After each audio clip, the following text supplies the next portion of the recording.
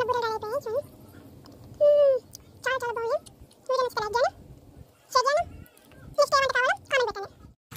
Friends, welcome to మన YouTube channel. ఈరోజు మన వీడియో వచ్చేసి బూరెలు. మన వీడియోలో బూరెల తయారీ చూసేద్దాం.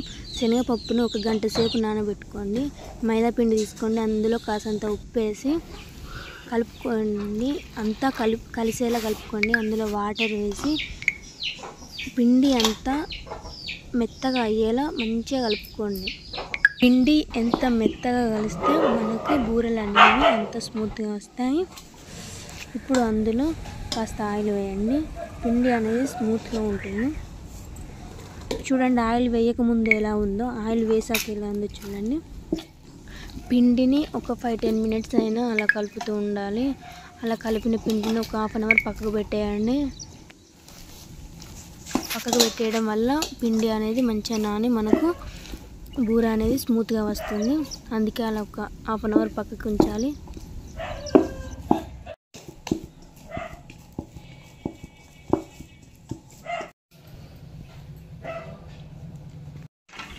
నానబెట్టిన పప్పును ఉడకబెట్టుకున్నాం. చూడండి, పప్పు మెత్తగా ఉడకవద్దు, ఇలానే ఉడకాలి. మీడియం సైజులో ఒక 70% ఉడకాలి పప్పు.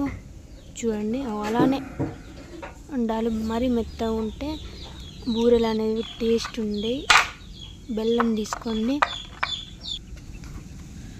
బెల్లాన్ని అలా చాక్ చేసుకోండి మంచిగా చిన్న చిన్నగా.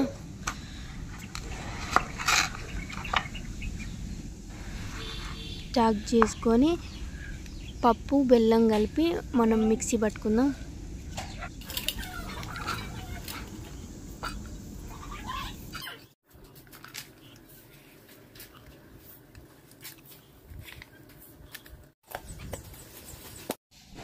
చూడండి, ఇలా మెత్తగా పట్టుకోవాలి.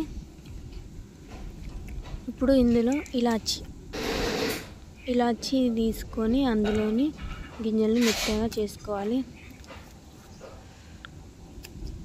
ఇలాచి ఫ్లేవర్ అనేది మంచిగా ఉంటుంది బూరెలలో. అట్లా పౌడర్ తీసుకొని అందులో వేసుకొని ఇలాచి ఫ్లేవర్ అంతా మనం ఆ పప్పుకి బెల్లానికి పట్టేటట్టు కలుపుకోవాలి.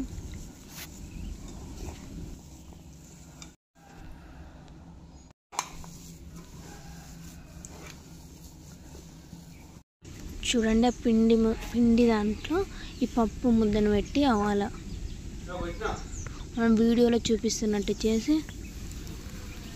ఒక కవర్పై ఆయిల్ వేసి అలా ప్రెస్ చేసి ఇప్పుడు ఆ కవర్ను దాని మీద వేసి అలా ప్రెస్ చేయాలి. చూడండి ఎలా వస్తుందో, ఎంత స్మూత్గా ఉందో.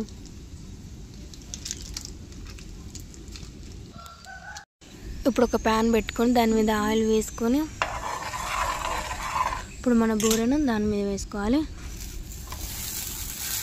చూడండి, ఎప్పుడు కానీ అలా తిప్పుతూనే కాలవాలి. ఆయిల్ అనేది అటు ఇటు ఉంటుంది కాబట్టి మనం అలా మంచిగా కాల్చుకోవాలి. ఇప్పుడు దాని మీద 1 స్పూన్ ఆయిల్ వేయాలి పైన కూడా.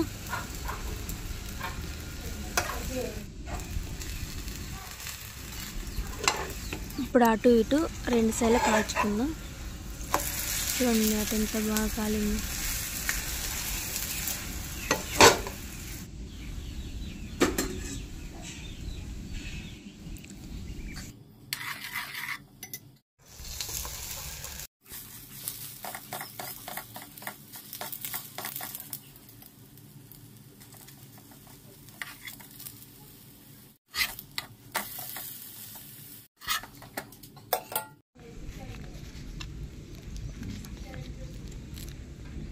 మన బూరెలు రెడీ అయిపోయాయి. చూడండి,